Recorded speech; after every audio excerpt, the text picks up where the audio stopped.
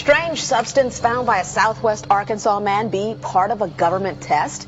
Well, that's the question at the heart of a phenomenon called chemtrails, now getting widespread attention. Well, they say the government is dumping chemicals on us to control or manipulate the weather. And they say the unusual-looking jet trails in the sky are actually chemical-laden chemtrails. People say the government is up there in airplanes spraying all kinds of chemicals to change or manipulate the weather, leaving what you see there, and they call that a chemtrail.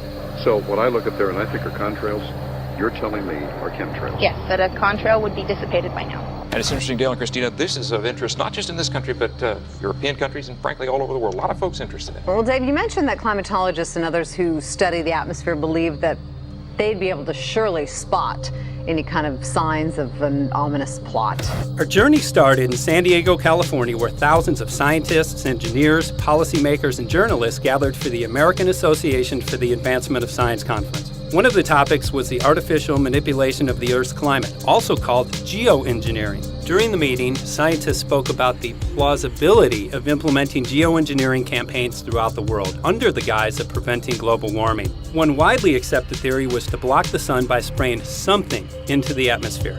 When they were asked about existing aerosol programs, they stated clearly that no such programs have ever been implemented. But strangely, these proposals sounded exactly like what people around the world are claiming is already happening.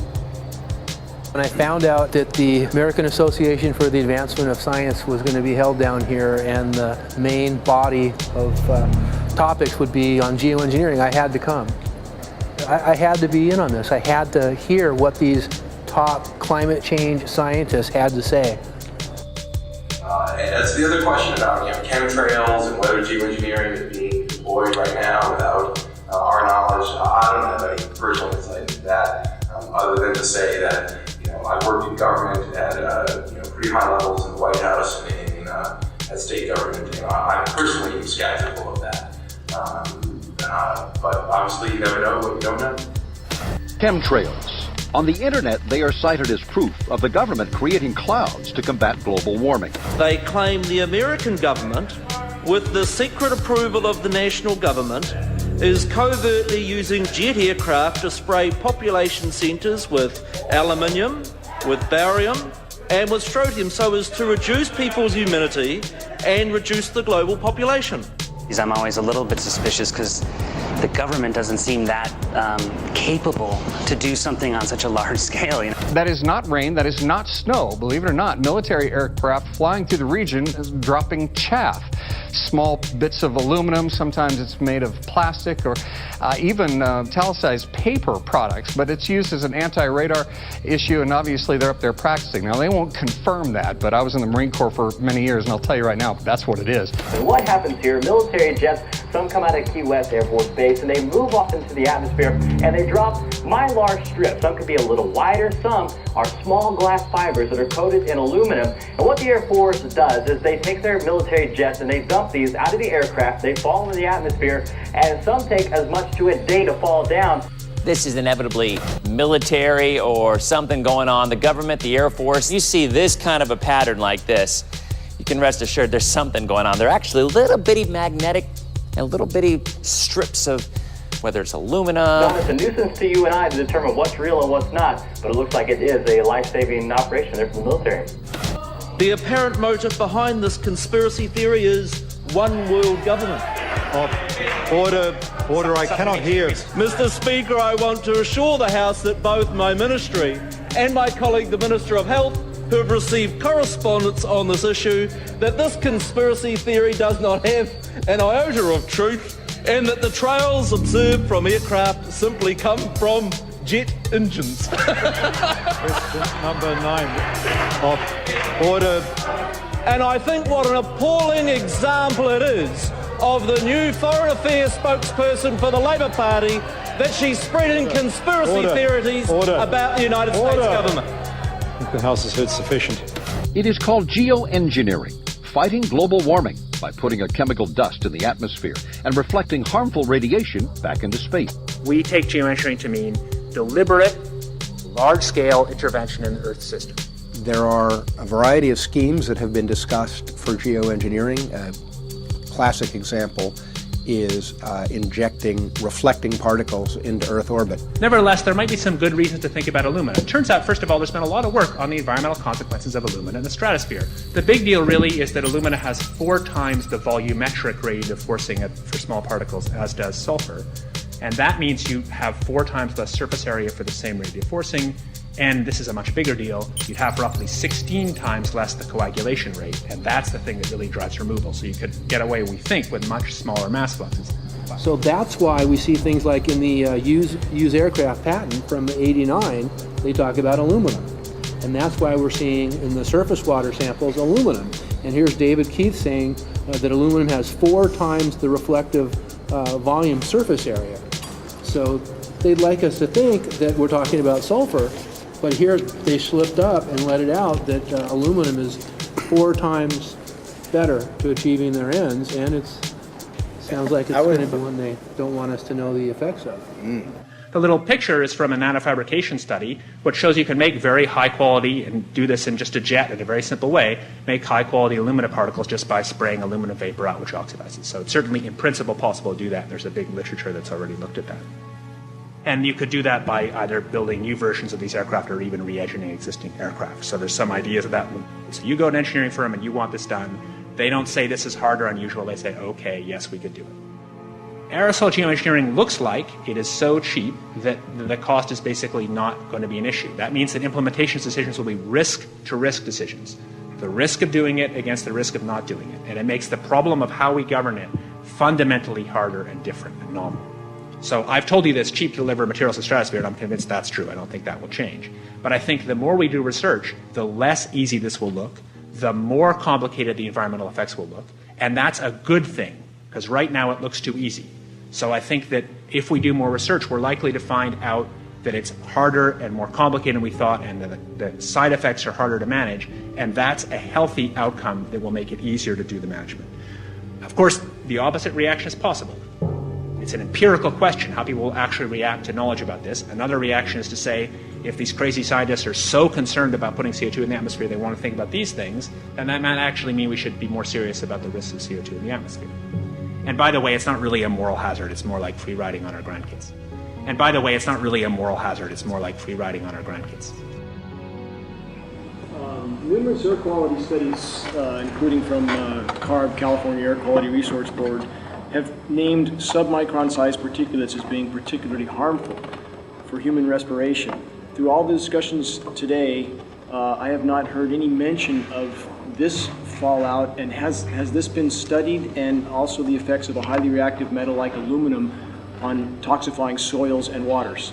The question is, what would be the effects of these materials on human health if they came down into the stratosphere, in particular small particles and aluminum? So the collaborators of mine working on the aerosol scheme are actually folks from Carnegie Mellon who focused on human health impacts. And while we haven't published it, that was the very first thing we did, was do the order of magnitude calculation in level pencil and paper, but with an expert on human health impacts about whether there could be an issue.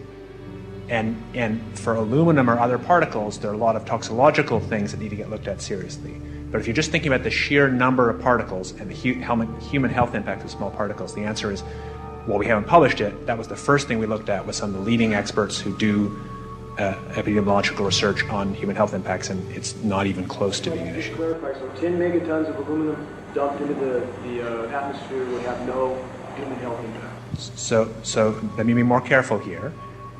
We're to separate out the toxicological. So the alumina, we've only begun to research and published nothing. Alumina, we've only begun to research and published nothing.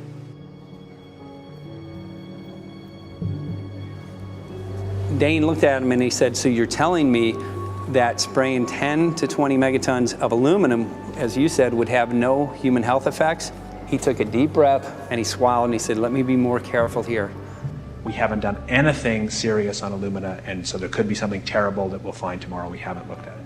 And that, for me, that was the whole main point of what is going to be coming out to the public. It's the damaging effects of aluminum that are being found around the world in massive amounts. Here's David Keith confronted on this very issue, and he looked, at that point like they just let the cat out of the bag. Mm-hmm.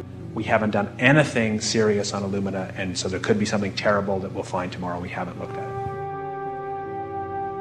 They're proceeding because they have an agenda that's separate from trying to thwart this crisis of global warming. You know, there's obviously several other objectives, whether it's depopulation, control, weapons aspects, communications aspects, all kinds of things, you know, wild cards that we know nothing about. We don't really know, and I'm not going to attempt to speculate on exactly what the agendas are, but we can see clearly the agendas are not benefiting mankind. You know, it's benefiting the agenda of the elite. And so I think the question is, how do you draw the line between some activity that is allowed and doesn't need global governance and activities that do require global governance? Dr. John Holdren has agreed to serve as Assistant to the President for Science and Technology and Director of the White House Office of Science and Technology Policy. I look forward to his wise counsel in the years ahead. My personal opinion is that we have to keep geoengineering on the table. We have to look at it very carefully because we might get desperate enough to want to use it. So what would we do if in year 2040 or 2060 there's a severe climate crisis, say widespread famines or Greenland sliding suddenly into the ocean? That the only plausible way in which we could start the Earth cooling this century is to directly intervene in the climate system, say by putting particles in the stratosphere. We do stuff in the stratosphere all the time, of course, and so it's not as though the stratosphere is absolutely pristine. But you don't want to have people going off and doing things that involve large radiative forcings or go on for extended periods, or for that matter provide lots of reactive surfaces that could result in significant ozone destruction. You know, maybe I'm putting a particle into the atmosphere because I'm trying to make money, or maybe I'm putting a particle into the atmosphere because I'm engaging in scientific research and trying to understand cloud physics, or maybe I'm putting this particle into the atmosphere because I'm trying to make it rain locally to seed a cloud and get more snow on our ski slopes. And this obviously raises all kinds of questions. It's hugely risky. It will likely negatively impact some people, but we might find ourselves in a situation where those risks seem worth taking. One of the things that really shocked me was in one of the breakouts they had the benefits of these programs and then the risks. Now the benefits, the one thing that was stated was the just cooling the planet. You know, some of the risks were ozone depletion, droughts in Africa and Asia. I got to tell you, I came away from this experience after listening to these scientists for 4 days of symposiums, really concerned, because it's clear now that they are justifying, rationalizing, and looking to legitimize some really, really horrible impacts, further impacts on our environment. And they're basically formulating the sales strategy and the implementation and oversight strategy and the funding strategy. After San Diego, I was shocked by the programs that had been proposed. I decided to write about it. That night when I finished, I sent the article to an online publication with my email address attached. When I woke up the next morning, my inbox was flooded with responses from around the world. Why? Because I had just broken the story on aluminum in geoengineering models, which I had no clue at the time that very few people knew about. Now this metal, aluminum, is being found in massive quantities way above normal levels all over in rain, in soil, and in snow. After that, the calls started pouring in from people who were desperate for someone to investigate. That was the fuel that started the film. Before we started filming, we had the opportunity to sit down with one of our favorite authors and documentarians, G. Edward Griffin, to find out what he knew about the subject. I'd like to talk for a minute about an issue that's getting more and more attention. That's the issue which scientifically is called stratospheric aerosol geoengineering, also called the chemtrail issue. I'm very aware of the chemtrail versus contrail controversy. As far as I'm concerned, it's an open and shut case. I have been watching the development of jet travel from its very beginning. I used to live near the Los Angeles airport. Remember when The first jets came in and landed. Man, they made a big noise. We never heard a noise like that before. And we used to go down and sit at the end of the runway and watch these jets come in and take off because it was a novel experience. I've been watching jets all my life, and I know about jet contrails. I've watched them. They're vaporized moisture, ice crystals, and they get out there in the atmosphere, and then they effervesce and evaporate and then disappear, and you can see them. Plane moves along, and the little white trail follows right behind it, and usually about 10 or 20 lengths of the plane or thereabouts, and then it's gone. And you can still see them that way, by the way, once in a while. So there goes a contrail. These other things we're talking about are not at all the same phenomena at all. These planes go by, and they billow out this white smoke, and it covers the sky from horizon to horizon. It doesn't dissipate at all. And they crisscross each other. And you see this thing cover the sky and turn it milky, and then people start having trouble breathing, and then you hear stories about the aluminum and barium deposits that they're picking up and the residue. And you put it all together, and I don't see how anybody who's got their eyes open and their mind open can come to any other conclusion but that somebody is spending a lot of money and effort to spray the planet. The question is, why? I have my own theories, but I hope that there will be some good investigative reporters go out there and get us the answer. I know that whenever it's finally discovered, and it will be, the people who are doing it will undoubtedly say, oh, well, we did it for you folks. It's for the greater good of the greater number. It's for the society. It's probably to prevent global warming, or maybe it's to inoculate people against some kind of a dreaded biological attack. We can't go around shooting everybody in the arm, but we can spray them and save their lives. You see how good we are?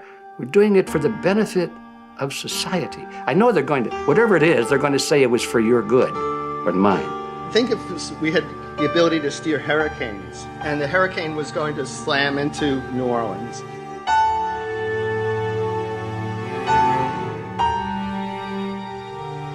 And let's say you could steer it so it would hit Mississippi instead, where for 100, that means I would be willing to more or less kill 18 Mississippians to save 1,800 New Orleanians. And if you do that knowingly, are you murdering those 100 people? And there's all kinds of equity issues there. Now, also, we might be wrong about our steering, and if we didn't do the research right, maybe our steering would intensify Katrina and even kill more people in New Orleans. And so this question of how do you develop the confidence to know that your intervention will reduce overall damage, and then how do you deal with the understanding that you might be damaging some people who wouldn't have been damaged before while saving people overall? The spraying appears to be mostly in NATO countries. I've seen it here in the United States, I've seen it in England, I've seen it in Scotland, I've seen it in Canada, and I've had reports from people who live in France.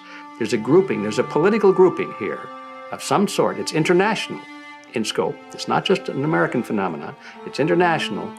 And anybody that wants to investigate that, I think, has to take that fact into consideration. They're going to find a political grouping and a political motive here. But in my humble opinion, it's not in your good or mine at all. I don't know what it is, but we'll soon find out.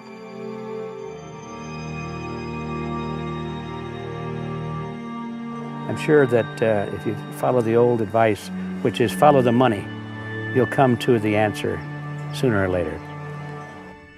Soon we realized that we all shared the same need to get this information out there, to share with the public, to let people know what is being done. Ed felt so passionately about the issue, he offered to help us. Well, the main thing now, since it looks like the budget is going to be met, is to get it done well. We don't come off the tree knowing any answers at all. Yeah, we're not scientists. We're just asking questions, exactly. And we've got to be very skeptical about the answers. That's it's totally accurate, totally honest. Why can't people see this? They're not hearing it. They don't know that the facts are not being presented to them. We're very lucky, you know that? Look at this opportunity that's being dumped on us. I know. Opportunity. It's, well, this is going to... Yes. This is going to be a battle, I know that. Challenge and a battle, but I mean, why are we here if it's not for that? We're going to go to a short break with DJ Foxy. Can't go to get a hold of Morrow, so it's going to be you for the moment. I'll call him again. So. Sounds good. I saw the sky crisscross with chemtrails, and I can't remember if it was in LA or if I was on the road, but I had looked up one day and I thought, look at that. That's not the flight path, man. That was a regular grid over the city, and I couldn't believe my eyes. Milky white clouds. And, you know, it all seems very obvious, and now the evidence of what we have on the ground with the aluminum, the barium, strontium, and with what we see in the patents and what the geoengineers say are going to happen, I mean, for the everyday Joe, this is a slam dunk. This is a very delicate moment for the powers that be, because they're taking a covered-up operation like the tropospheric aerosol program, or chemtrails, Project Icarus, whatever, it's had many names over the years, and they're making it overt into a geoengineering scientific shield to deflect sunlight, because global warming's out of hand. So at this very moment, the belly of the beast is right above us with no armor. Whether people believe in chemtrails or not, the geoengineering should be scary enough. And when people learn about geoengineering, chemtrails will then become apparent, because they're the same. So you're talking about a global conspiracy here then? Geoengineers propose doing this on a global level. Off to Redding, California. Guess this is the second step after the AAAS meeting. We'll see what we find.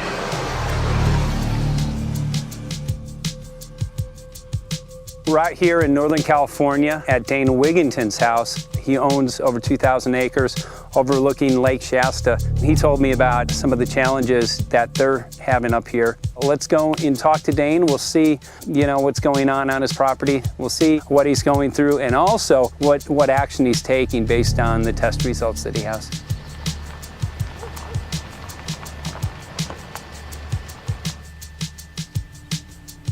As you know, I have a background in the energy fields. I worked in the first solar plants in the continental U.S. in the early 80s. My home was on the cover of the world's largest renewable energy magazine, so this is my background. My goal has been to alert the public there is a mountain of toxic material falling on us, period. Before about 5 years ago, our skies were typically blue, and now you see it's covered with lines and haze. And virtually nothing you see on the horizon, nothing you see in the sky above us is a natural cloud. I mean, it is virtually all the remnants of these aircraft lines that you see fanning out, spreading into clouds, artificial clouds. But the sky is a very dirty look to it. There's not the white cloud blue sky that we had only a few years ago, but it looks like there's some sort of massive industrial activity or forest fires burning over there. And we see that typically every night. You see, even down to ground level, the clarity drops off significantly, and we don't see that except for the days when we have these long, lingering trails that spread and cover the whole sky. And on certain days, you can see these trails actually dropping vertically like a veil. We assume the particulates are descending, and we have the tests to prove that we are being inundated with levels of aluminum and particulates that are literally tens of thousands of times what would already be considered high. So we're not talking about exposure to a slight percentage higher of these toxic materials. We're talking about quantities, for example, off the side of Mount Shasta. If you can pan back, that's a landmark in Northern California, considered to be a pristine water source.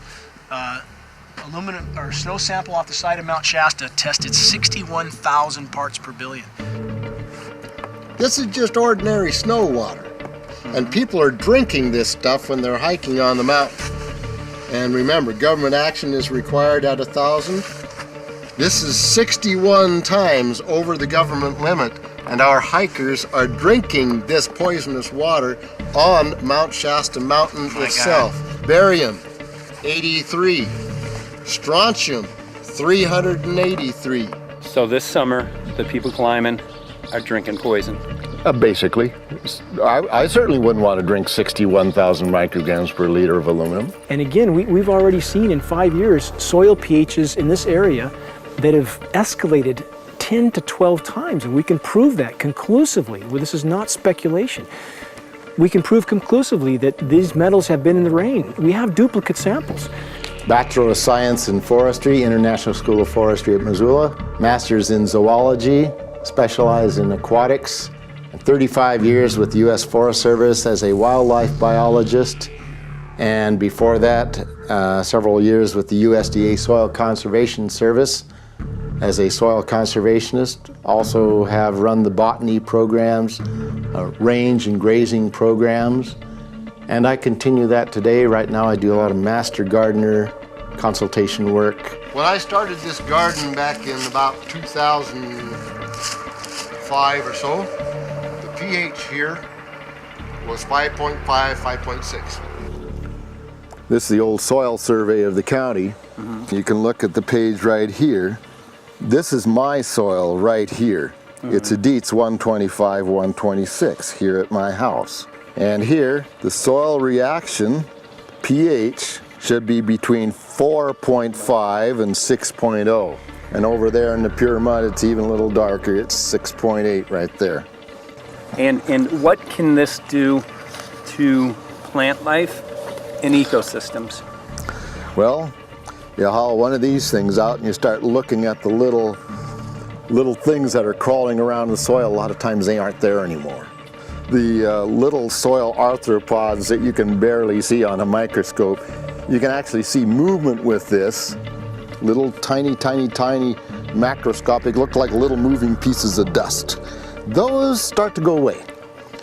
They're not gone entirely, but they start to go away. This is black oak acorns. You know, this is pieces of cedar wood. You know, come on, folks. This should be very acid, and I'm getting 10 times higher than expected. There's something really wrong here. But you can see all those reports, lots of them. Have over 20 reports here. Well, at least 20. I'd say it'd be closer to 30. All revealing dangerous amounts of aluminum and barium. You know, the science is there that something funny is happening. And the naysayers say, well, so what? Isn't neutral good? Well, no, neutral's not good. Neutral is not good. If your soil is supposed to be 5.6, it should stay 5.6 if you want the forest to be healthy. And if you want to grow a good garden, you have to keep your pH around 6.0, 6.5.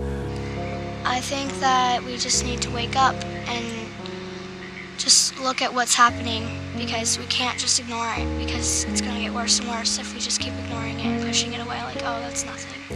There was mason jars, and they were brand new, sterilized, and that's what we catch the rain in. And then there was a HEPA filter that we tested the air with. Okay, so you caught rain and then you basically filtered air. What did you find? Aluminum and barium.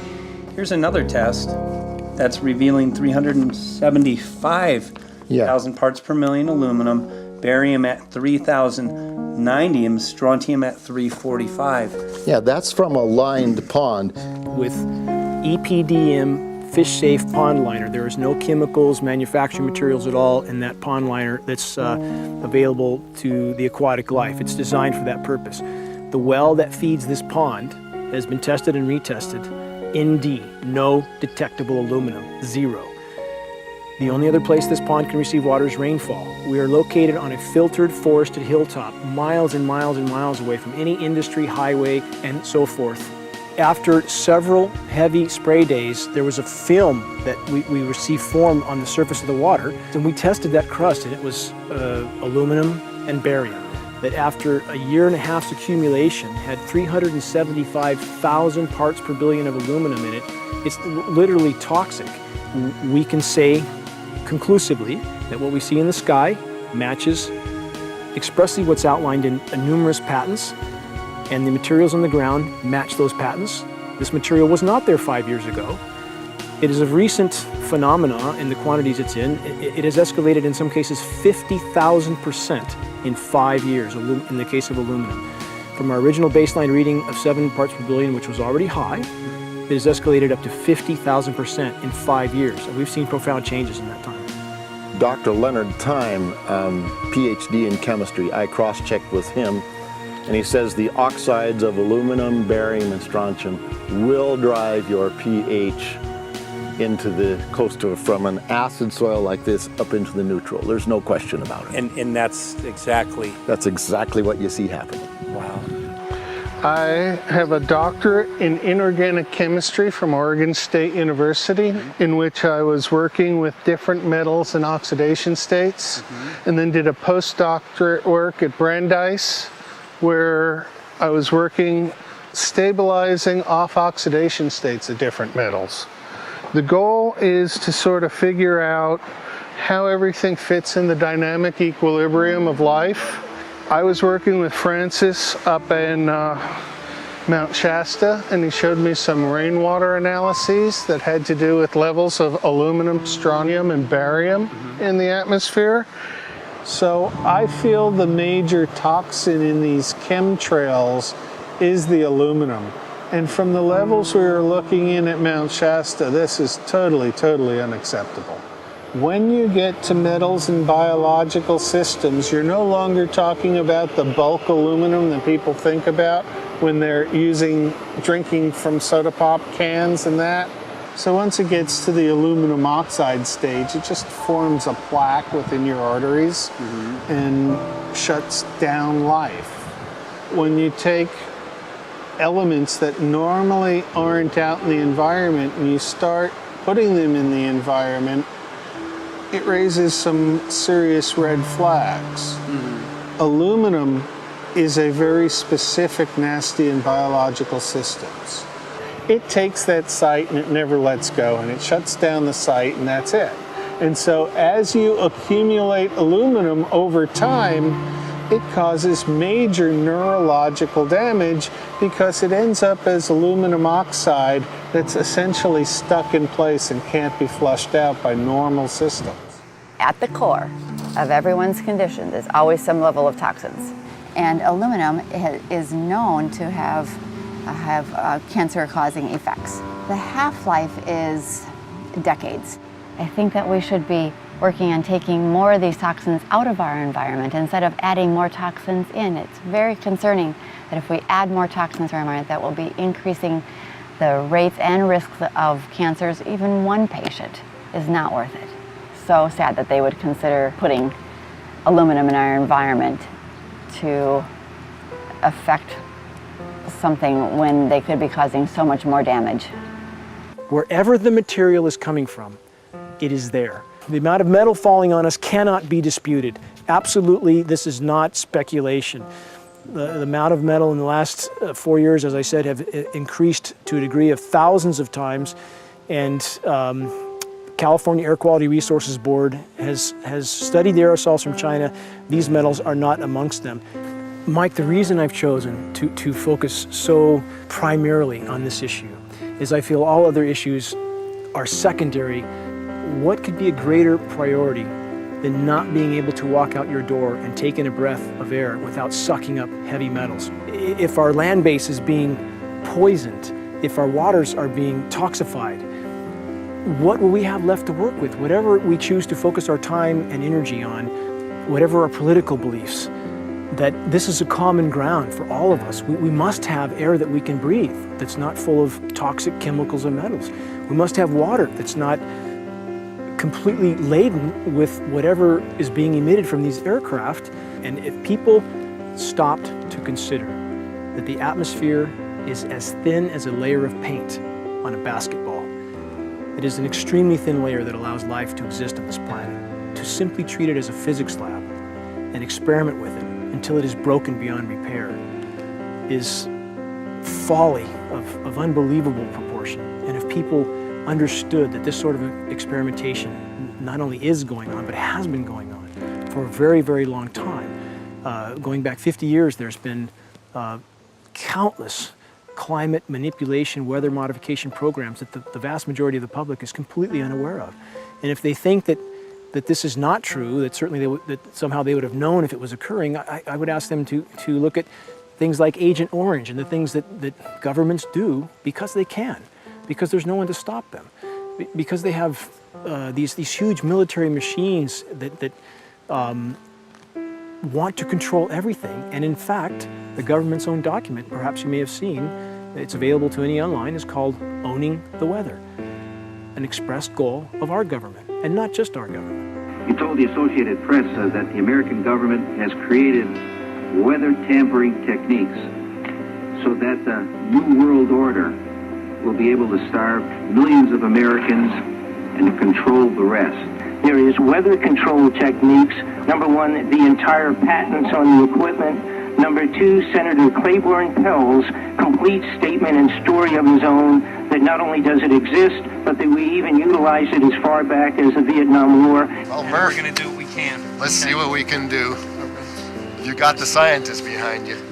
The scientists are with you, so at least this scientist is with you. I may not have $1 million budget, but I've got enough to show that something's dreadfully wrong. You got it. All right. So Arizona will be this Monday, the 21st. Senator Johnson up in Show Low. So we're going to be in the car a long time.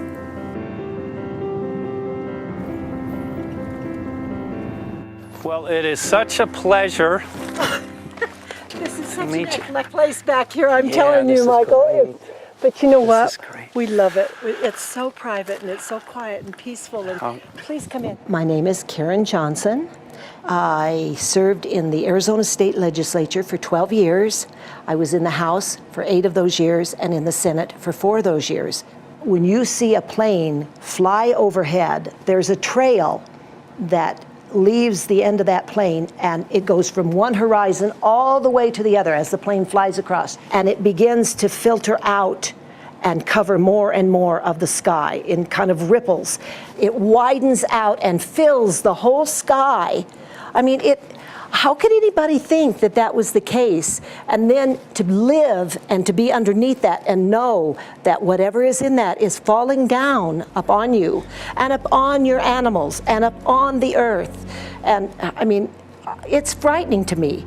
And if people don't start really waking up and facing the fact that we've got people that are doing terrible things to us, and we had better wake up and fight back now.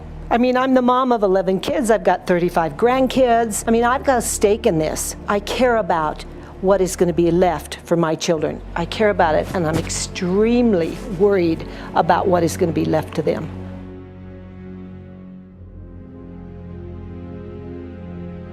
Aluminum is toxic, and we know that it's accumulative.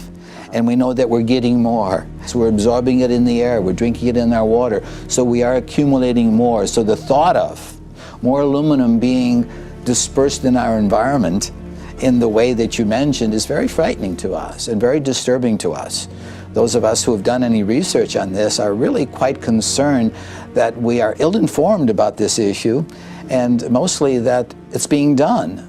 Aluminum is toxic. We know that it is. We can debate as to the amount of toxicity that is going to be disturbing the body, but as far as really accepting the fact that it's accumulative, it's synergistic, then we have to conclude that it's not a good idea to put it in our atmosphere, especially when we know we're getting increased amounts, and especially since we know that the scientific communities around the world are pointing a finger at the heavy metal toxicities, at the toxicities that we're absorbing in the day-to-day food that we eat and the air that we breathe. The concern is off the charts about why is this happening? Why is this being allowed to be sprayed continually all over the United States, all over the world? Who is paying for this? I mean, the incidence of Alzheimer's has just skyrocketed, which evidently has to do with an accumulation of aluminum in the brain cells. I mean, I think almost every family has been touched by a member as they get older having Alzheimer's. And it's a horrible disease. And to say that, well, this just came because people drank soda pop out of aluminum cans, you know, when my father passed away with Alzheimer's and he didn't ever drink soda pop, you know, that explanation doesn't ring true with me. And so I'm wondering, how much did this chemtrail spraying back in the Illinois area affect him? Aluminum and fine metal is an accelerant.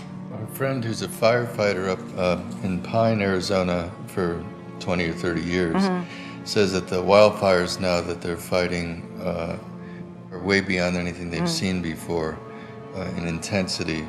And when you look at the air samples and you see the fine particles of aluminum, which is very flammable, and magnesium settling on the trees, this is causing unprecedented savage wildfire. But if you look at this, you can see these are parts per million. They sent this to me, and I just found this to be extremely interesting because we should have like 2 parts per million of aluminum in our air. And this is saying that there's 39,000 parts of aluminum. That's astronomical. Barium is high. I mean, these are way off the charts of what people should be breathing or what's coming down on them. And, you know, if people wonder why their health is deteriorating, why they're having to go to emergency rooms, why they can't breathe, you know, why they're getting Alzheimer's, this has been planned.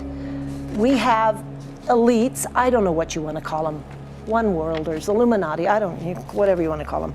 But with these people that don't care about the average person. They only care about themselves, their greed, their power, and if they eliminate, you know, 2/3, 3/4 of us from the planet, so much for the better for them, because then they don't have so many people to have to herd around and worry about. So this is a lot what this is about, and this is very, very alarming and scary. I mean, where is this stuff coming from, and why? Why is this kind of stuff being put out there? You know, I've heard different explanations about, oh, we need to cool the planet, all this and that. But if people are up there trying to cool the planet, why do they need all this kind of stuff in it? The explanations just never have really rang very true. And as I'm setting up the equipment, she looked at me, she said, all these trees here are dying. And I said, what? She says, all these trees in here are dying. So I thought, well, I'm going to test for aluminum, because that's one of the key things in the programs that we're talking about, and titanium. And I took some of this bark sample and tested it, and it came back positive with aluminum and titanium. Then I started traveling around California, noticing the same thing. In Lake Tahoe, there was a lot of the same type of bark, all through Sacramento area and Davis. Just about everywhere I went, I was noticing this silver white bark. What I think's happening is these chemicals are getting down and destroying the roots. And then as they come up, they're going out into the bark. Those 2 right there are the ones that are just, it just hurts so bad to see these 2, because look how old and big they are. We probably lost 40 trees right here on our 10 acres. Every week, every other weekend, we'd see another tree that was beginning to die. And I mean, it's just so sad, we just cry. And to think that that might have something to do with it, along with their other explanations, would really, really frost me. Every time you lose a tree, you know, it's not good, it's just sad.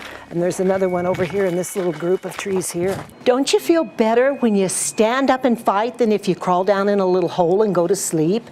You know, I mean, my gosh, people, your families are out there, children are out there, your grandchildren. I mean, you've got to do something to help.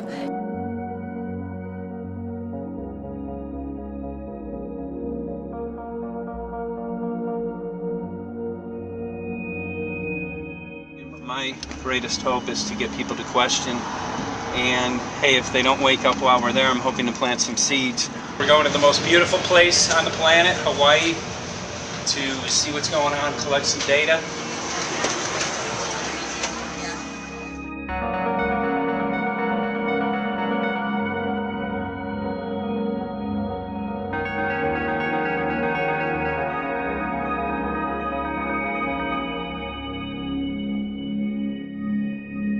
We thank you for having fun with us. Hope you enjoyed the trip. Have a great vacation and welcome home if you're lucky enough to live here. Thank you.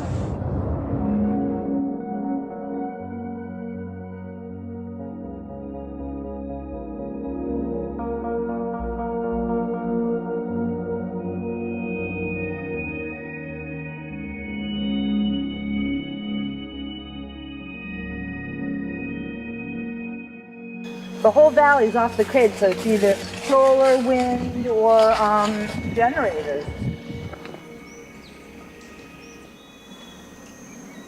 Look at this, man. Yeah, the mind can't even conceive of a dream of this. Right. Yeah, right. Even coming here, and one would never think, you know, in paradise that it's getting destroyed. And they're doing it island style. They do it off the island, right? They do it off the island, so they don't, you know, you don't see the chemtrail airplane. The theory is that they're spraying the ocean, offshore, and It's coming in on the... and it's coming in. Now these are coming from the west. They're also spraying on both sides today. A lot of this stuff is actually chemtrails coming this direction. There's material that's blocking. We should be able to see to the horizon, you know, where the Earth curves, because we're high enough and we have the ocean, right? So we should be able to see. We should be able to see the Big Island. It's only 30 miles away. And you can see it's not a blue sky behind it. That's the key. It's all, you know, has that kind of weird looking blue, like silver blue, I call it. And this is a nice day. You know, there's no more blue sky. The night, we're gonna look at the stars at night, and it's like, you'll see, you can count them. There's so few stars at night now. There should be hundreds of thousands of stars, and I can count the stars. There's like one here and one planet here. It's like, you might see, some nights you'll see 100, some nights you'll see 10. This is what concerns me, this kind of stuff right here. It's just soft. Okay. This just comes right off, this bark. That's not natural. For I've seen hundreds of thousands of coconuts and I've never seen it falling apart like that. Look at this, you guys. I've never seen anything like this. I used to trim trees all the time on the Big Island. I've never seen anything like that. That's why I'm concerned. Not an easy task that you have here on the island. I could see the skepticism because it is so far beyond anybody's reality.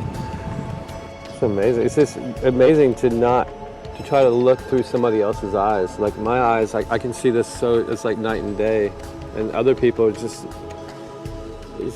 the illusion is just so deep. What do you think would happen if everybody awakened to what was going on and what the plans were of geoengineers? I think they'd have a revolution in Hawaii if people really understood what was going on. What's your concern for? I know that you love the land here. What's your concern about the chemtrails? Well, that we won't be able to live here and grow our own food, and that our health is going to be compromised. You think it already has been? Yes. And the thing is that they're doing it every day here, every day. So it's hammering, micro doses every day.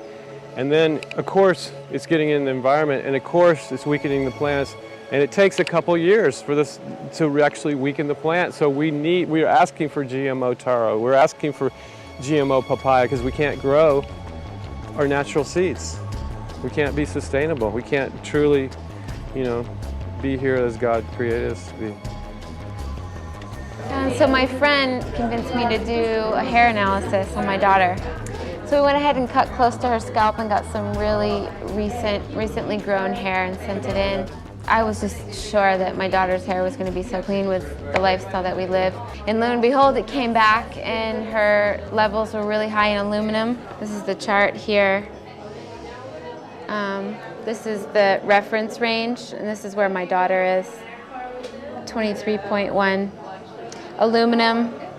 The skies are covered with a white mist, and I look up at night anymore and I don't see the deep, dense stars that I used to, and I can't help but think this obviously has something to do with my daughter's health. I don't know where else these heavy metals are coming from. Yeah, I mean, look how old she is.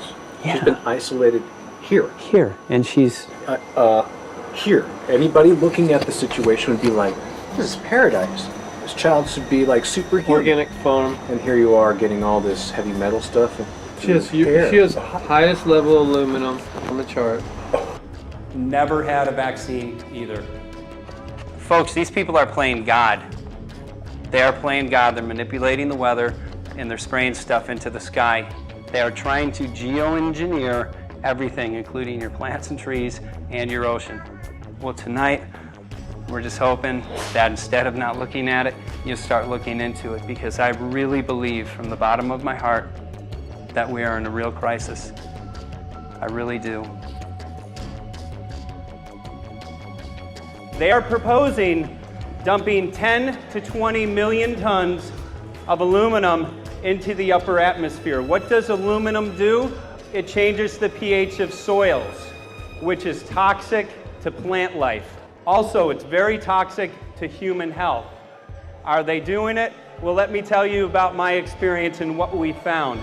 We have much evidence that not only suggests, but I believe prove that they are happening. Jeff, what's going on? And as I promised, we're joined right now by a very special guest, Michael J. Murphy, currently on location in Hawaii. He's working on a documentary film called What in the World Are They Spraying? Michael, welcome to the program. Great to speak with you today.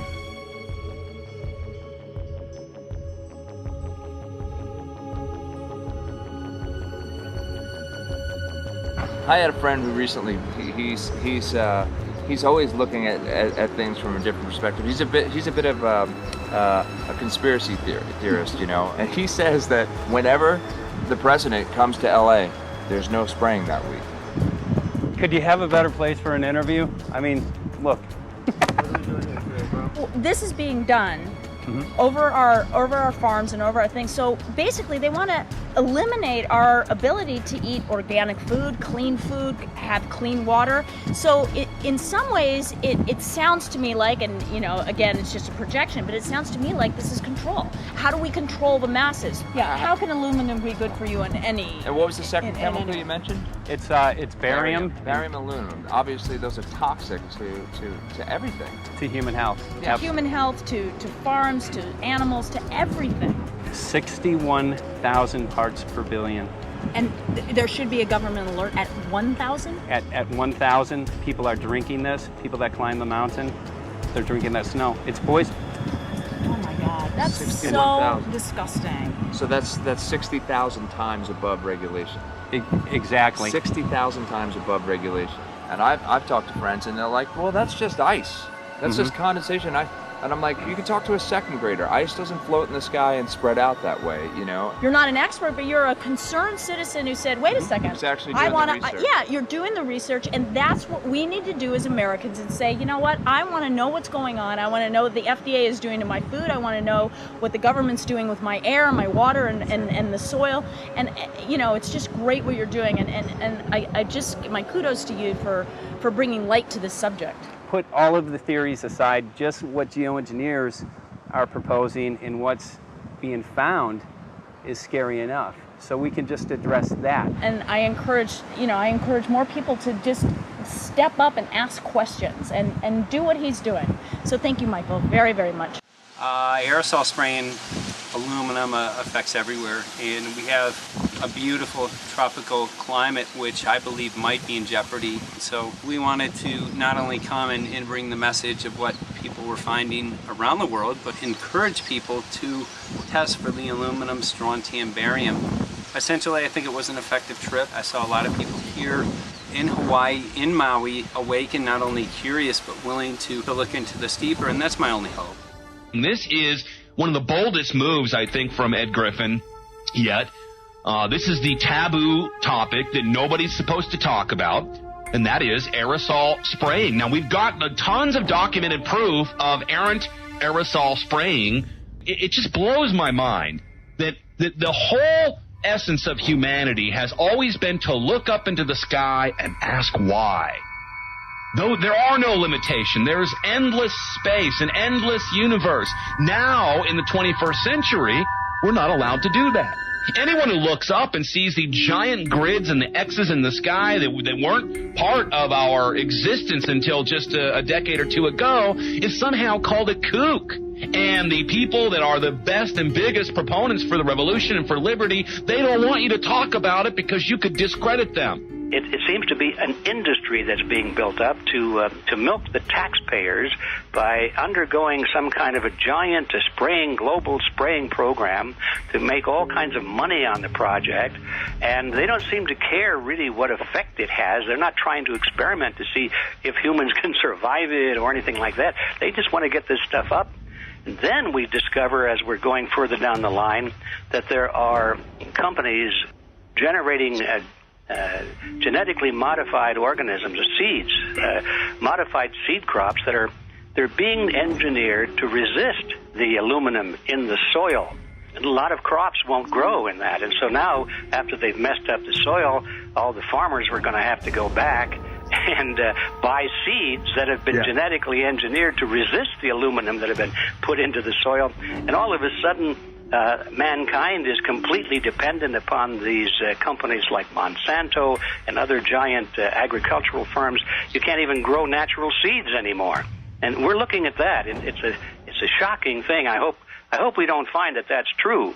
But all the arrows right now are pointing in that direction. We get into cost-benefit analysis here because there's also HARP could be involved in this. Geoengineering, as you guys mentioned, which is documented heavily in Dennis Kucinich's bill, that is the Space Preservation Act, which, by the way, I don't think got through Congress. And then Kay Bailout, as we call her here, Kay Bailey Hutchinson, also put together some legislation in order to qualify geoengineering, which, again, is supposed to save us all from global warming. But it is cost-benefit analysis because they can benefit on so many different levels. Ed, that's how they do everything, isn't it? That's right. And, there's an old adage, if you just follow the dollar, follow the buck, you get to the source of the problem.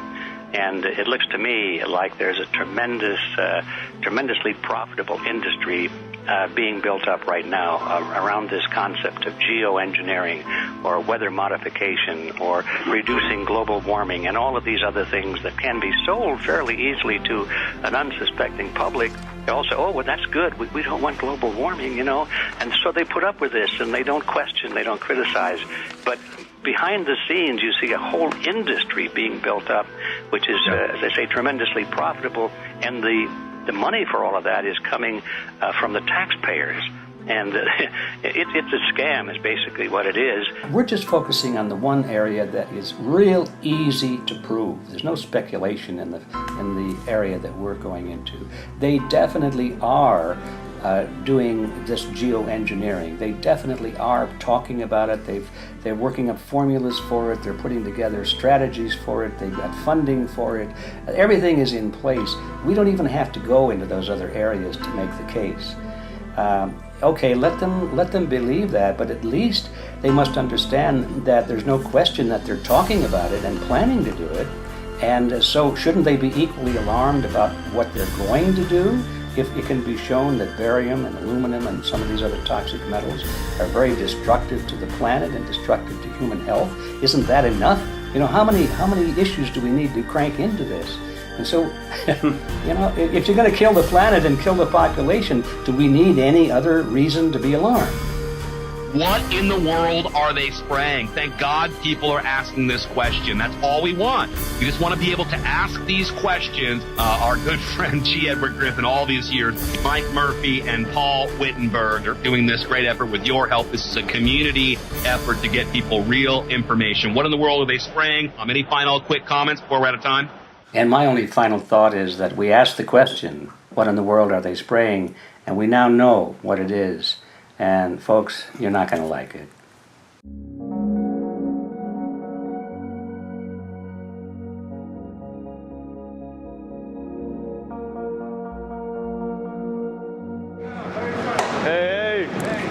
I'm Peter Vreken. I'm from Belgium. I'm 54 years old. I can't believe it myself. I'm a very happy and grateful person. We are doing the job the police, or the Justice Department, or the Environmental Department should have been doing. And it's really essential that it's going to be a grassroots revolution. I think so. God is on our side because we are not fighting against, but for. Yes, we're fighting for. I was in the council for about 25 years and also a period as the mayor. So from that moment on, 10 years ago, everything started to change. I start to get a picture of what is really going on.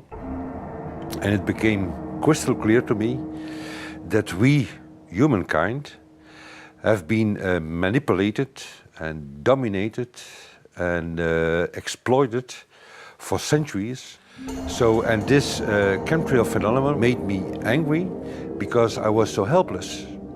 You can decide what food you're gonna eat, whether you're gonna smoke, what water you're gonna drink, what kind of life you're gonna lead, but not with this phenomenon. Then you are just a victim. It's only a game. And there have to be good guys, and there have to be bad guys. And luckily, we are in the position to be able to play the role of the good guy who has the chance and the opportunity to overcome. 3 days that we shared with them, my heart just dropped because it was such a beautiful way to live and such a peaceful way to live. I left thinking, what's this going to be like in 10 years? Is everything going to be killed off on the property? And if it is, how are they going to get their food source? Are they going to have to take a class, you know, and get certified by company XYZ? And what are the requirements for that?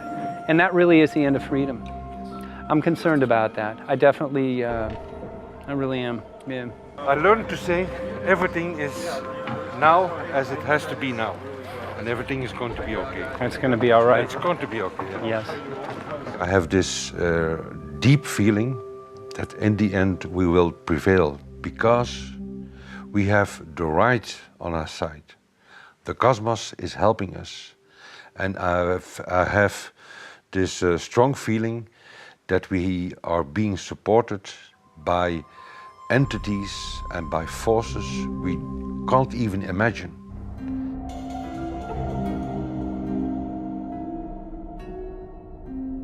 Here for the first time we have this scientific proof that we are being spread.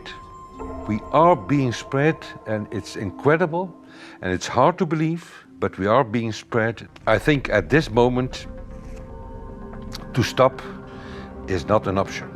Once you know it and once you have a tool like this and an opportunity like this, that the issue of chemtrails or persistent jet contrails or whatever name you use for it, that this phenomenon is recognized as being real, publicly debated on. In the context of geoengineering, I think it's high noon to bring this to the public. This is what the sky is supposed to look like. These are old paintings. We forgot this, I'm afraid. In the years that I have been a medical research journalist, I have looked at many things, and I found the same three issues in whatever I'm looking at. And that is that we are being dumbed down, we are being made sicker, and we are being made infertile. Citizens gathered from around the world in Belgium for the first International Chemtrail Symposium. The event attracted leading professionals, politicians, and activists who discussed the health, environmental, and social implications of these programs. Today it's only going to be about facts, documents, figures, patents, licenses, everything that brings us to the truth. We have no other weapon against this vast complex than exposing and bringing their dark works in the light of the truth. We have the hope that by our efforts, more and more people will become aware of the fact that we are deceived by our leaders. So today, we, as a family, join forces with the people who publicly made known to the world that chemtrails are not a conspiracy theory, but a conspiracy fact. From the Technische Universiteit Delft in the Netherlands. Ladies and gentlemen, please welcome Koen Vermeeren.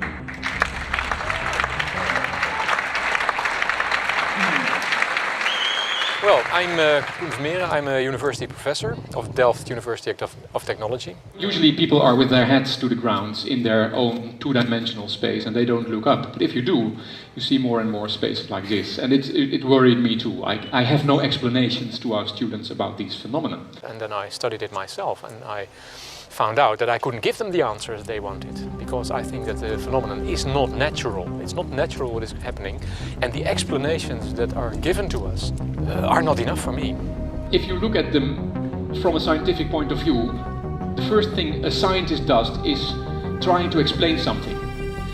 Because I'm smart and my students are not as smart yet, so I have to give them answers to questions. But if you ask most scientists honestly, they cannot answer all your questions. If people are using climate control over our heads, I want to know about it. I want to know the consequences, I want to know the health impact, I want to know everything. I need, as a teacher in my university, to give answers to my students. And they have good questions. And I don't have the answers, and I want to know. Excellent. And we should discuss this.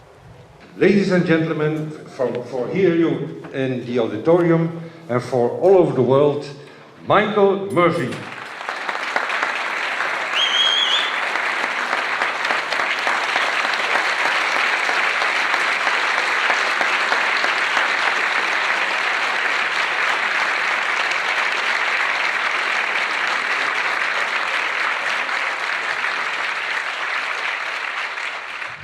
Well, thank you very much. It's definitely an honor to be here in Belgium. The people who are in power control everything. They control the markets, they control us, now they're even controlling the weather. And they can use that for warfare applications. The one thing that they cannot control is what God had originally made, and that's natural organic seeds. This is called the Hegelian dialect. It's called problem, reaction, solution. The problem here is massive amounts of aluminum, things starting to die. The solution is company X that says, hey man, you're not getting yields on your crop. Everything's dying. But I got the solution, I got a seed that will grow in this environment. The only problem is now you have to start buying from me. We're a little concerned that maybe part of this agenda could be to kill off anything that's natural and organic and re-engineer it with aluminum-resistant GMO seeds. Many may know we just got back from a week of filming in Hawaii, and it was an incredible trip. A big concern for the people there is they're beginning to see softening of the coconut trees. But their concern is that these programs may again be part of a broader agenda to destroy anything that's natural and organic, so that the corporate redesigned GMO foods might be the only source of food for people. I didn't anticipate so many people, young and old, who are interested in this phenomenon and are concerned about it. And I especially liked the address that the young girl gave today. Only 17 and already making an address to the audience. That is, well, incredible. My name is Sofia Xenidis. I am 17 years old. It is quite scary to know that the air we breathe is not what it's supposed to be.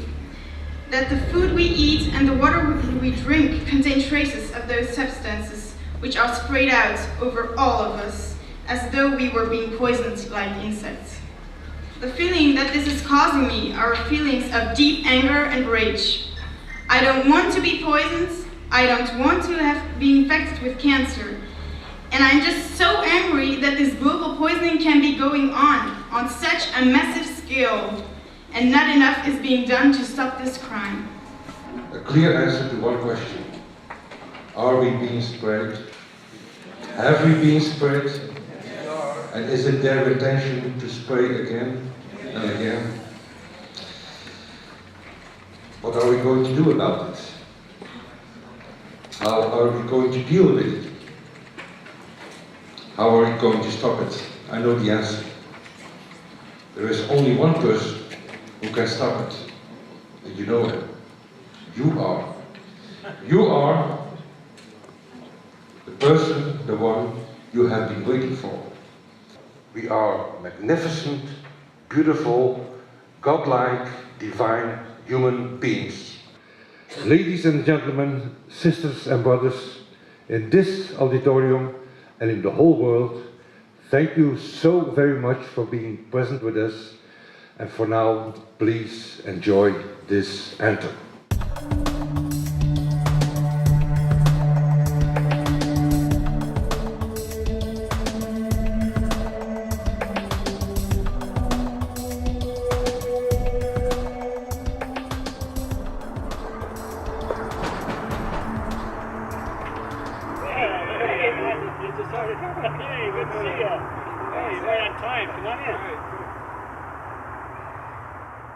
So, anyway, I'm glad that the weather's been good for you fellas so far.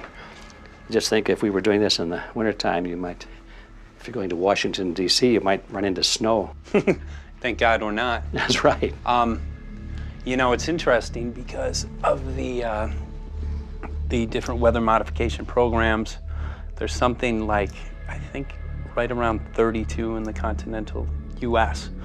alone going on. So the theory is that geoengineering is in part weather modification. You know, Mike, that's a very good point. There are so many subsets connected with this issue of geoengineering. People are writing to us all the time with information about the connection to global warming, the connection to weather modification. Some people think there's a connection with Morgellons disease.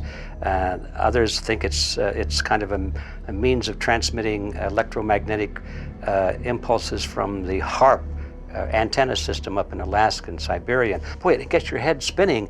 And each area, I think, is worthy of investigation, but we have so little time.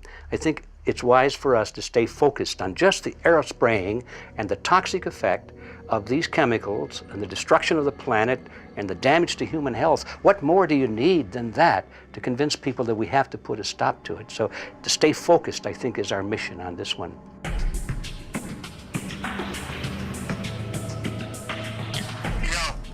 Jeremy, we had an idea. We know that you know the political system real well. Our idea was this: we have a ton of data and information that we've collected throughout our travels, and you know, we really think a good way to end the film would be addressing this to elected officials, some of the senators. So we were wondering this, if you might be able to come and kind of help us out and perhaps show us the way in how to get this done politically. But it sounds like a really good idea, and I'm also going to get to, in terms of researching who it is that we should really focus on talking to about this. At the very least, if we could make it impossible for them to claim that they don't know at this point, we can strip away their plausible deniability that they haven't heard of the data that points to geoengineering stratospheric aerosol operation already going on. At the very least, it should be very interesting to go to district of criminality and put some people on alert. Yeah, you have a lot of enemies in Washington. That's where all the power comes together and the money, you know. So there are people there, I'm sure, that just don't want us to do this job. But I'm glad you're going, and you'll find out.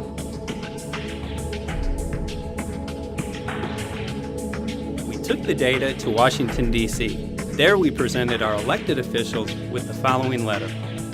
According to the 5th article of the Bill of Rights amending the Constitution for the United States of America, no person shall be deprived of life, liberty, or property without due process of law.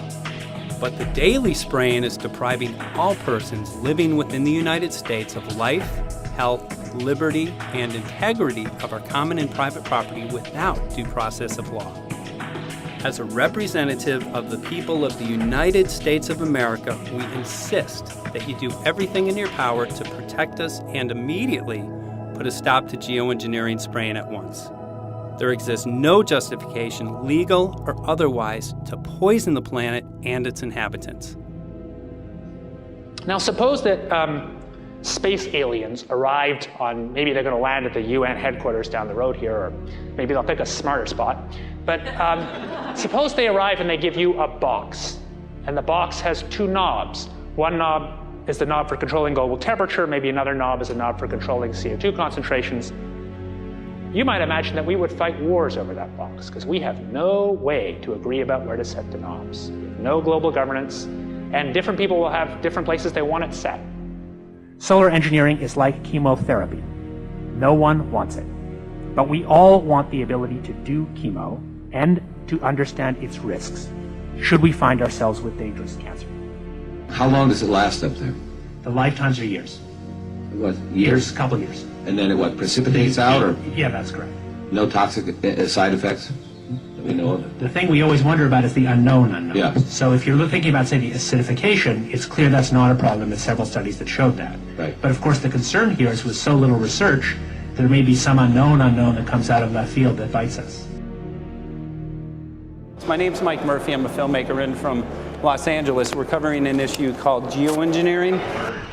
Okay, thanks guys. Senator, a question about the issue of geoengineering. I'm afraid I don't know what you're talking about. And wondering if you were supportive of geoengineers' proposals of spraying 10 to 20 million tons of aluminum into the atmosphere. I should really get a briefing paper on it before I give an opinion. Oh, not a problem. Are you aware of the issue? Not completely. At all? Because, okay. Do you have a letter from constituents, and people have concerns? Yeah, what We're making a documentary about the I don't know, you guys have credentials to be here? Yes, we do. We pass through security as well. Endowed by our creator. I think so. Please don't touch that. Please don't touch my property. You're lying. No, why? What did we lie? What did we lie about, sir? No, we're not. What are we lying about? Lying about what? It's a little unusual, huh? I haven't heard that. Okay. You're not aware of it? And it appears that these programs have already been deployed.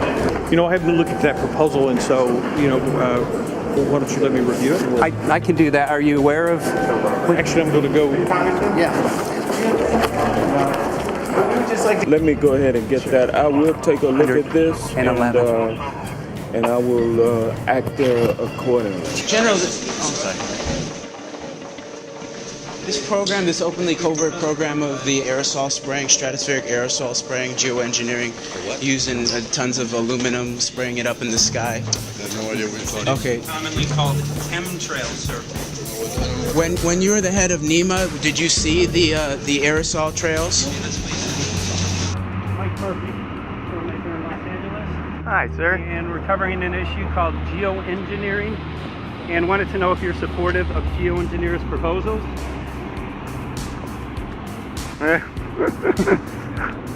Congressman? Hey, Congressman. I'm wondering if you're supportive of geoengineers' proposals, which is dumping 10 to 20 million tons of aluminum into the atmosphere. I'm familiar with that. Pardon? I'm familiar with the program. Okay. You make an appointment to my office. I'm not supportive. I haven't looked at it close, so I don't. Have you heard of the issue? Because it's becoming mainstream in public, and there are actually congressional committees which are being formed to talk about these programs. Mm-hmm. Yeah. Well, I think when we drop anything into the atmosphere, we should know prior to the effect of that, right? Yes. And if we don't have the knowledge as to what the effect will be, we shouldn't do it. I think there are 4 different options for thinking about deployment of geoengineering. The first one would be we just ban it. I would argue that one does not want to get too firm a restriction in place on small-scale studies early on because it'll tie the science hands. I think what the science community ought to be trying to do is say, you do small-scale stuff inside this space, and it's a scientific question what that space ought to be. There shouldn't be a lot of oversight and restriction. Congressman? Excuse me. Hi, I'm Mike Murphy from Los Angeles, covering an issue called geoengineering.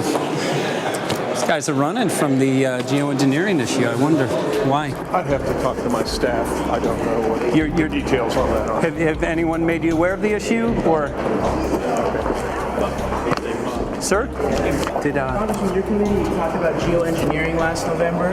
Are you in support of those proposals? I'd love to give you a paper. Which? Geoengineering? You know nothing about the geoengineering issue?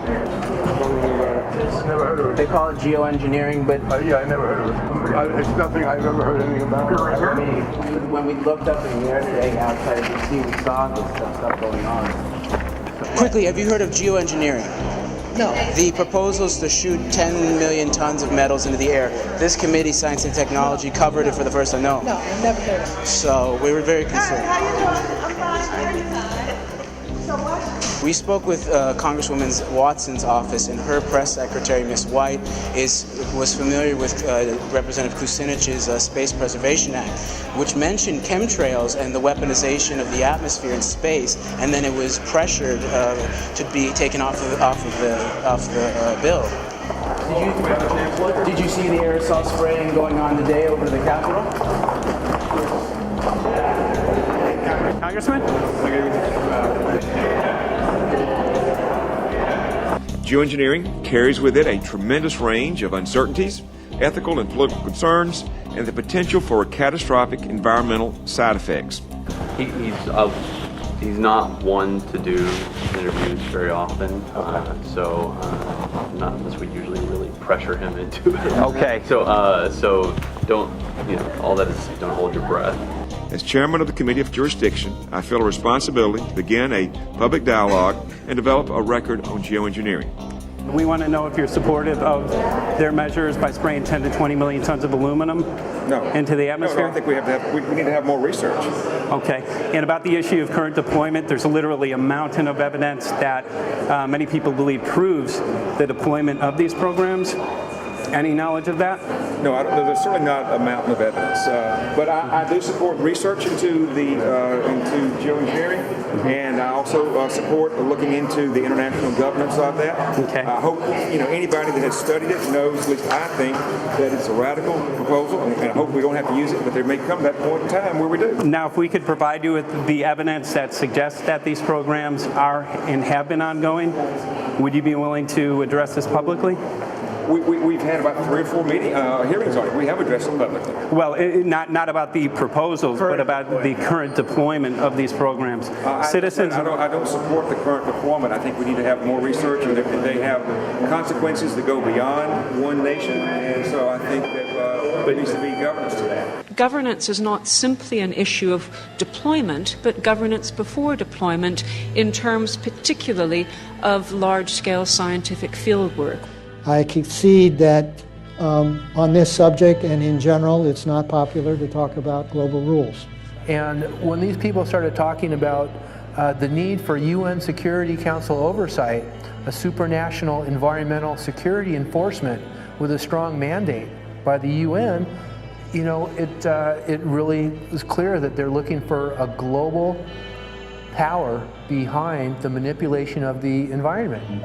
But I do think it needs to be sort of an international kind of treaty that does tie and bind all nations into a common fate. It is a common fate. And unfortunately, it's not just big governments that could do this. It is small governments. It is billionaires probably could figure, I'm going to save the world all by myself, and I won't bother to mention it. How do we decide when there's a planetary emergency? Whose hand is on the thermostat? How do we decide when to start it? There's no way to do that right now. And what if we do start doing it, and then by some problem with the technology or with the will, that we can no longer do it? In a year or two, the aerosols will come out of the atmosphere and temperatures will shoot up at a rate much faster than it's going up now. And it's that rate of change that's hard for us to adapt to. So once we start it, we'll be sort of locked into doing it for a long, long time. And so that, and with basically no end in sight.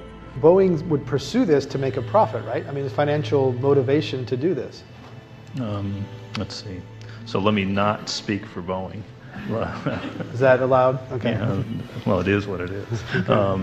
No, but someday, if the U.S. is going to decide to do this stuff, they're going to look to a company who can do it, and you want to be positioned. Boeing would rather be get it than Lockheed Martin. So certainly we have an industrial base that helps the country take on technologies and large-scale challenges like national defense. And we do that both for a profit motive as well as, I think, as a national service. So I think it would be truly disastrous if you know, we discovered a few years from now that there was a black program that some government had stood up to sort of learn on the quiet how to do this. It's pretty clear you can cool the planet, but you will not and cannot bring it back to exactly the same climate state you started with. So you may or may not, and I expect we'll have a lot of back and forth about how useful it is to ameliorate the risks of climate change. I think there's a good evidence it probably is useful, but we don't know. But it certainly can't get you back to exactly the climate you started with. I think everybody agrees with that. Do you think you'll see deployment in our lifetime? Let me say I hope not. Al? I would agree. I hope not. I hope They not. agreed. Okay.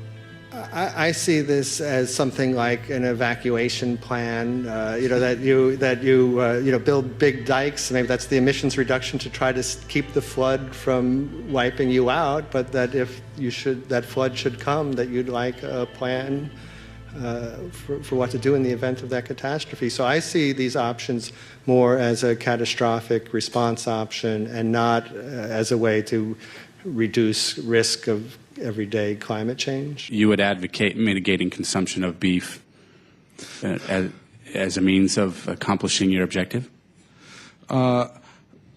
Yes. How would you suggest going about that? You can't.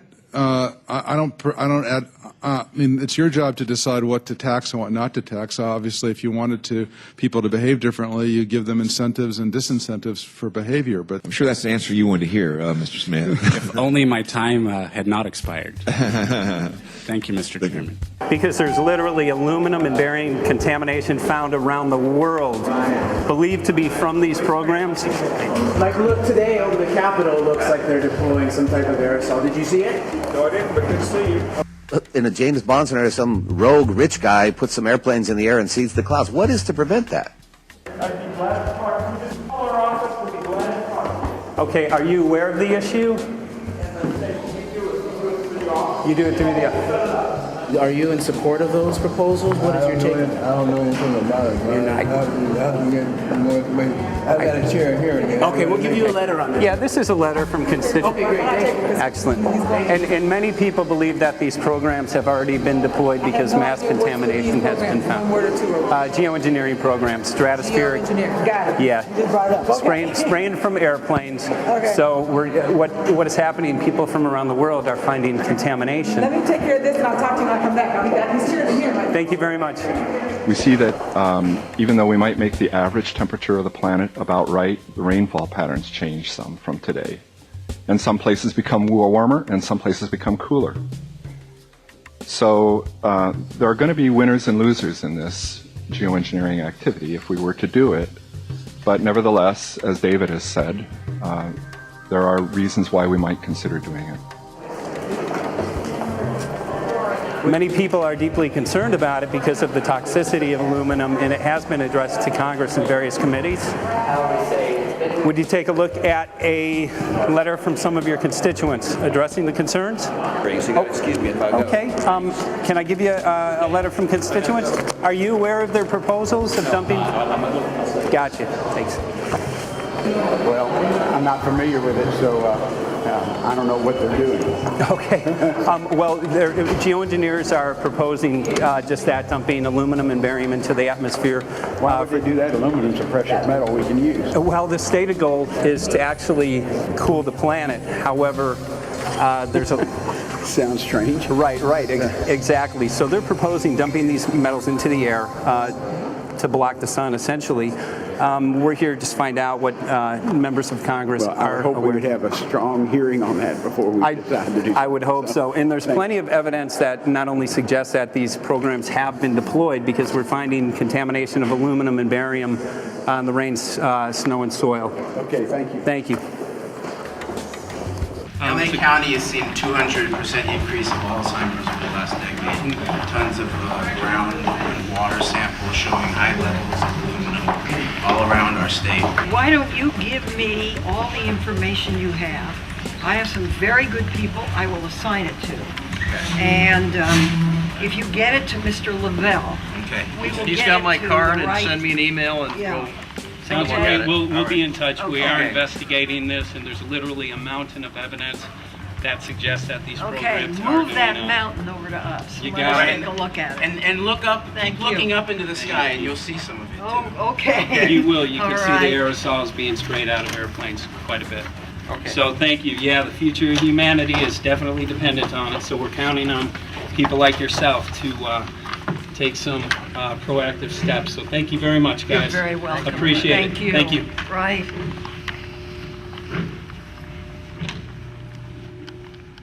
A lot of Congress was running down the hallways to avoid answering any questions, looking for doors in the hallways. So apparently the war is against all of us, and we're all in a hostage crisis. People who took an oath to uphold and defend the Constitution are not only know this is happening, are participating in this. And all of us have a duty to stand up and speak out about it. Why is the water being contaminated? Why is the soil being contaminated? Why are aluminum-related diseases going up? And it's affecting all of us, and thus we all have the duty to stand up and speak out and get educated and stop this. For our own sake, for our children's sake, it is a crucial moment in history right now. As human beings, we need to decide whether to live on our knees while being sprayed and poisoned every day, while being under a continual threat, or whether we are going to stand up and live as free human beings and seek truth, justice, peace, and freedom for all of God's children. So as you can see, we're ending our film here in Washington, D.C. We've made many public officials aware of this. Most of them either denied any knowledge of this, or they simply were unwilling to address the situation with us. So as you can see right behind the White House, we do have aerosols behind us. The spraying has continued. What is the solution? Is the solution here in Washington, D.C.? Clearly, this is one of the solutions, but the solution is not only here, the solution is within you. This issue affects all of us so deeply. So you need to look inside. Please get active, get involved, start spreading the word with growing awareness. About 90% of the population, we believe, is unaware of this issue, which means 90% of the people who normally might do something if they knew are not doing anything because they are unaware. So please look into your heart, use whatever skill you have to get the word out. The future of humanity is dependent upon it.